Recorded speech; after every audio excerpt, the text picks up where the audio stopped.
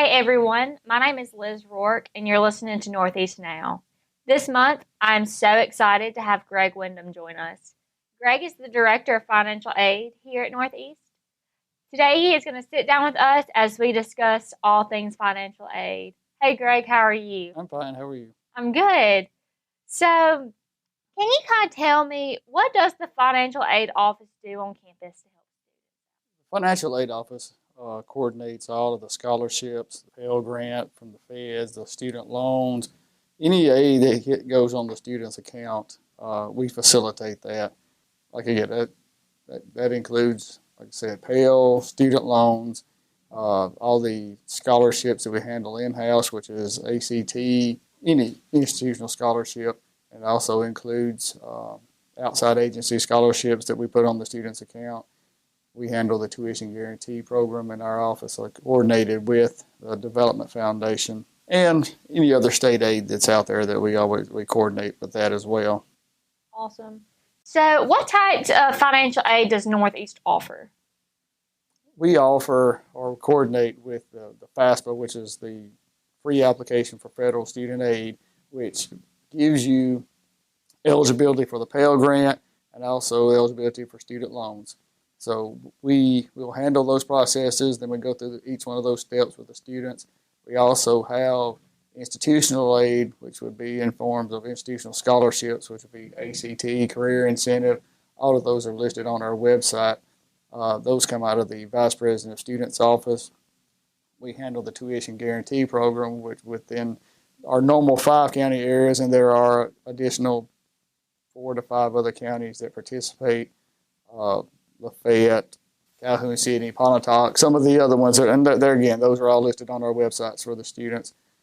We also handle some outside agency scholarships that come from places, private entities that come in as well. They also handle the state aid, which would be MTAG, HELP, MESG, which is Eminent Scholars, and one other one with the state. Those are listed on our website as well. We assist students basically with filling out those applications, and the state awards those to the students via electronically to us, and we post them to their account. Awesome. So, if a student needs help filling out their financial aid or has questions, are they able to come to y'all with that? Yes, they're more than welcome to come to our office here on campus at Boonville. They can always email us at finaid, FINAID, at nemcc.edu. They can always call us at 662-720-7205. We monitor all of those. We have, like I said, monitor the phones. Obviously, we monitor the email, and then you're always welcome to come by and speak to me or any of the staff. Awesome. And what are our financial aid deadlines, and how long does it take students to normally hear back if they've gotten any kind of financial aid? All right, as far as the FAFSA goes, there's no real hard deadline that a student would have to meet, and we have to be sure we clarify that because the feds make sure that we don't put deadlines on there. But for a student to want to come to school in the fall, we thoroughly recommend that you fill it out as soon as possible, which is October 1st of the previous year. But for all purposes, please have it filled out by the 1st of March because a lot of the other deadlines that require the FAFSA information fall into that March time frame. You have to have your, if you want to get the HELP scholarship, it's got to be in by mid-March. If you want assistance from our Loyalty Foundation on those scholarships, those need to be turned in by mid-March. So good rule of thumb is always to do it as early as you can, but probably no later than, we recommend late January at the latest, to be honest.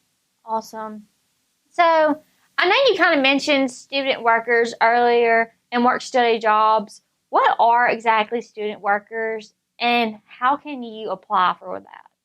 There's 2 types of student workers that we have on campus. One is federal student workers, and the other one is what we call Northeast work-study. The federal student workers gain eligibility by filling out the FAFSA, and they have something called unmet need, which is basically says that they're eligible for this. They apply. We'll have an application online. When you fill out your FAFSA, you can say yes or no there.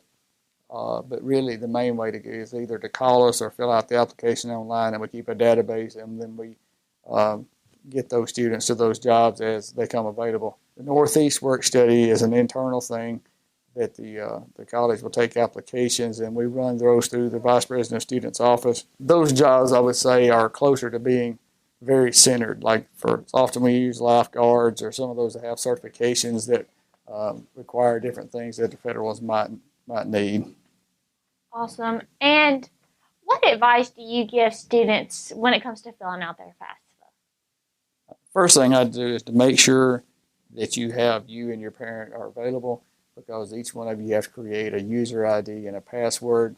That's a little bit time consuming. It takes 5 to 10 minutes to get through that process because of the security that they send security codes back and forth to the phone, and you have to make sure that you've got all your social security numbers right and those things.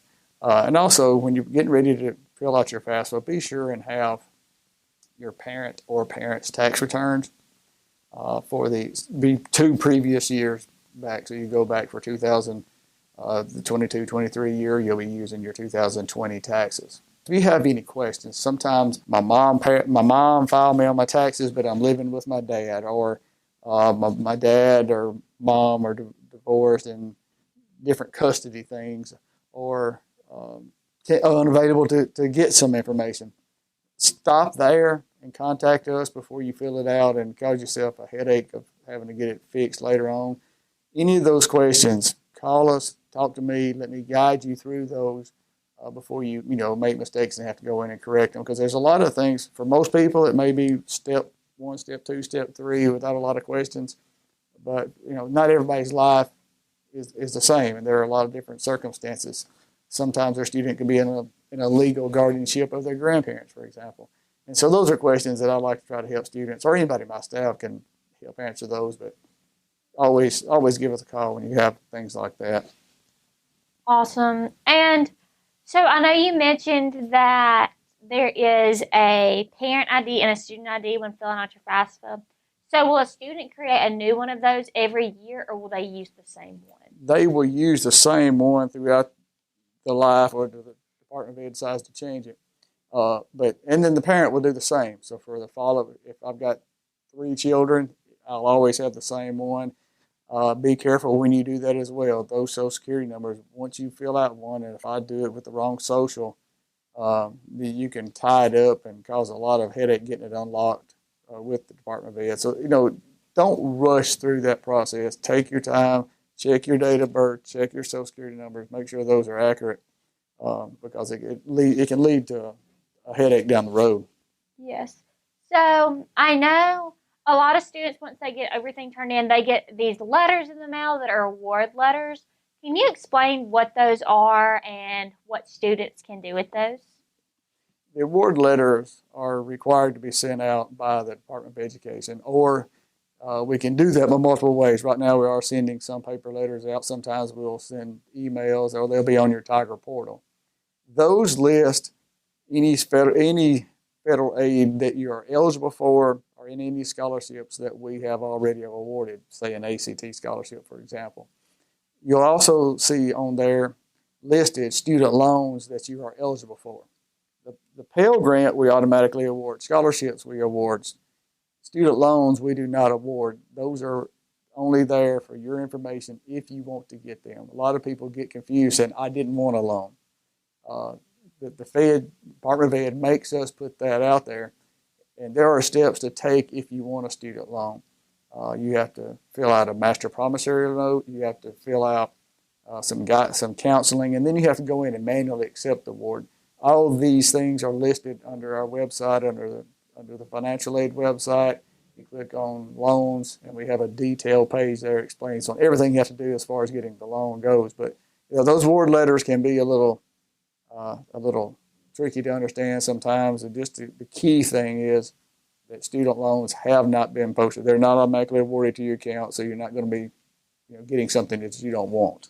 Yes. And I just want to again thank you so much for coming on the show today. This is going to be about it. Is there anything else you would like to add? I would just say, please contact us if you need help. If you're a student in a high school and you want us to come out, or if you want us to set up Zoom sessions that we fill out FAFSAs, we're there to do it. A lot of times students can't get their parents to to the school are up here to help. We can get them on multiple Zoom sessions where their parent can be at work and the student can be at home, or vice versa, and we can work with them.